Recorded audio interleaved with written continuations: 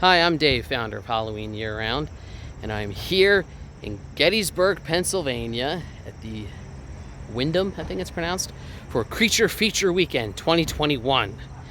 Very excited. We're going to talk to some cool people. We're going to meet some fellow horror fans, some cool vendors, and maybe we'll just get a chance to talk and meet to Ted Raimi, Caroline Williams, and a few other celebrities. So, let's go inside.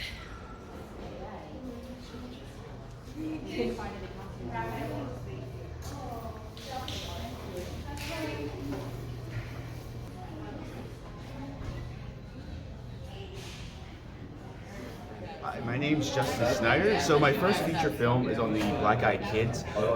If you ever, you know what creepypasta is, basically like where Slender Man kind of came from and how that story kind of grew. So I thought that's a great premise for a horror film. So back in 2015, I made the movie Black Eyed Children Let Me In. It's a mockumentary style feature film.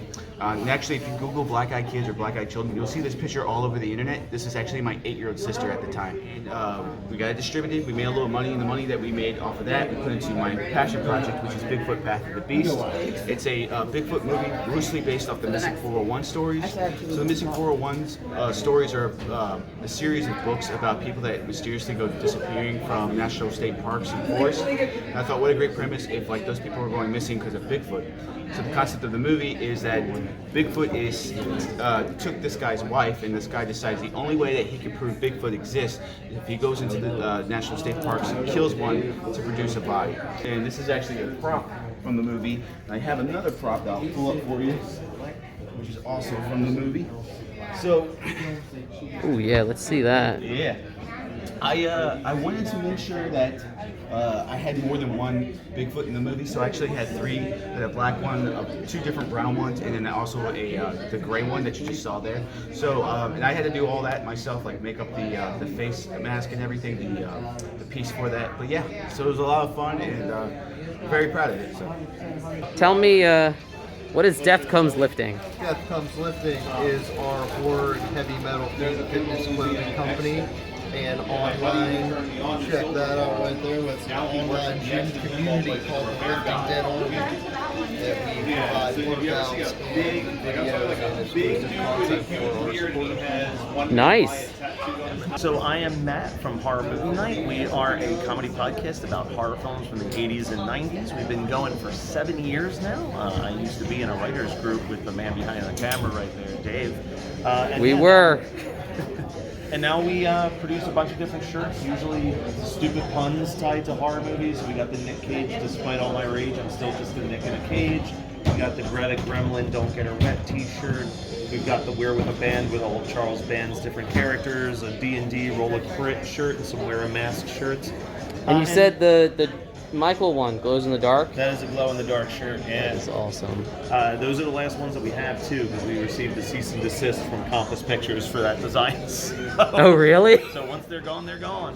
And then we like to set up video games and stuff for kids to play. Also, if anybody watching is a podcaster and looking for podcasting, I just started a new company, We Know Podcasting. So WeKnowPodcasting.com will help you with anything. Consultation, editing, recording sessions, anything you need, we are your one-stop shop.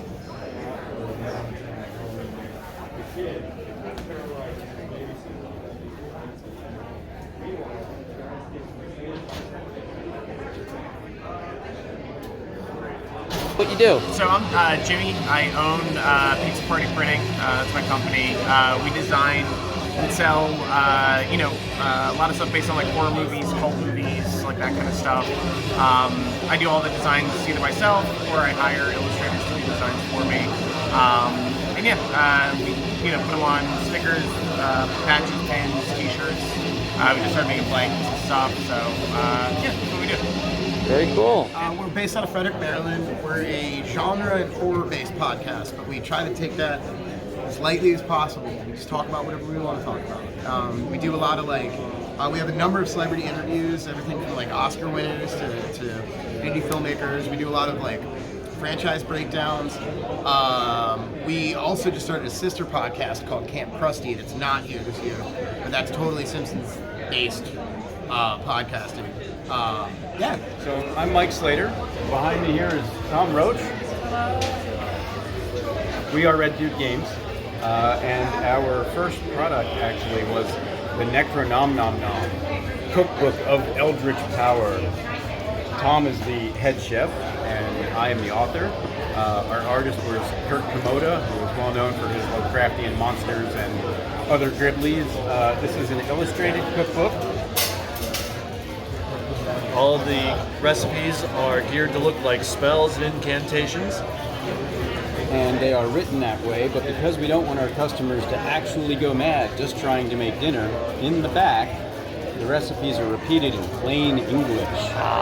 So you don't have to cook on hard mode. I mean, to be fair, many people go mad just trying to do ordinary cookbook recipes. That's true. Well, we didn't say read it out loud.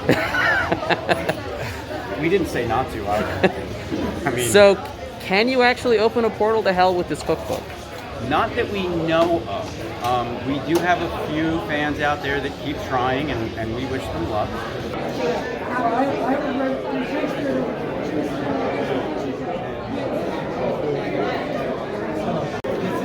So, any chance of your character popping up in Far From Home?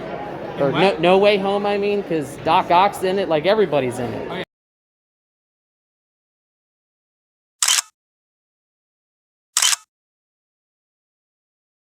This is Mr. Lobo. I'm the host of Cinema Insomnia. We've been hosting the show for 20 years now. We've been hosting a lot of very interesting movies. We like to say they're not bad movies, just misunderstood. I respect that. So we have them on. We have our own Roku channel, OSI 74. It's like a weird parallel dimension. It's like a UHF station from a parallel universe. That's how I would describe OSI 74. And we have about maybe 100 episodes of Cinema Insomnia on there. Hi, I'm Matt Blasey, author of 8 Days in the Woods. I chronicle the making of the Blair Witch Project from start to finish and everything in between. It's a study about how 5 guys from college got together to decide to make a movie and the unintended consequences of making one of the most unique films in 1999 and helped kick off the found footage genre. I started Low Budget Pictures in 1991, and in 2011 I started Warlock Home Video, meshed the group together, and we've been making comedy horror films for 30 years now. And yeah, they're just really weird, silly, off-the-wall, goofy, absurdist comedy horror. I've made 60 films. On the table here, 22 of the films are represented in various forms. We got great deals. Recently, we just put out 13 of my films on this box set from Tempe Entertainment, fully restored with a bunch of extras.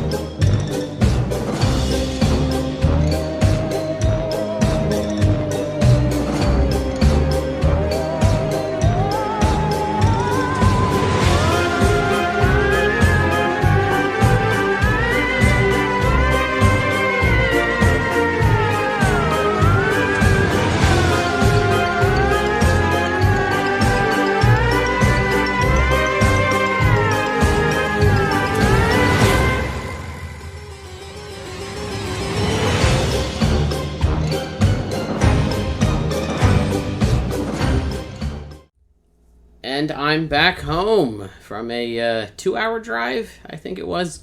I know normally in these, you're used to seeing me and Lucy and or Jess and the whole family. They actually had a baby shower today, which is why it was just me at Creature Feature Weekend and just me now. But I got a lot of cool stuff that I want to show off. So first up, these are really cool. One of the vendors, the Camp Nightmare podcast, they were handing out these really cool coloring pages that were free. So I picked up a few of them for Lucy because I know how much she loves coloring and art, and I love this one. It's like a cross between Count Kruger.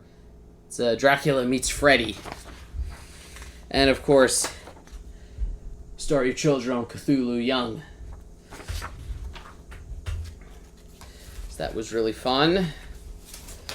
My copy of Hatchet 3, now signed by Carolyn Williams. She was really sweet. She, so I had my my tripod, but I had it as like the one piece where I just kind of hold it like this. And she's like, "Oh, you brought your own selfie stick." And I said, "Yeah, you know, I kind of look like a tool, but it really comes." She's like, "No, I love selfie sticks. They're so great." She was really cool. I think she said I was the first person today to come up with something Hatchet 3. A lot of people are having her sign Texas Chainsaw stuff, which obviously I'm a fan of, but I've always really liked her character in Hatchet 3.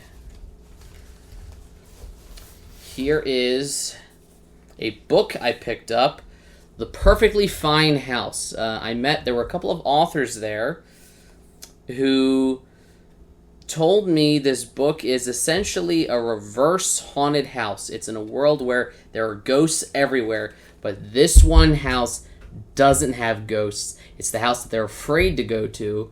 So naturally, I was intrigued, and when I have time, I'd love to give it a read.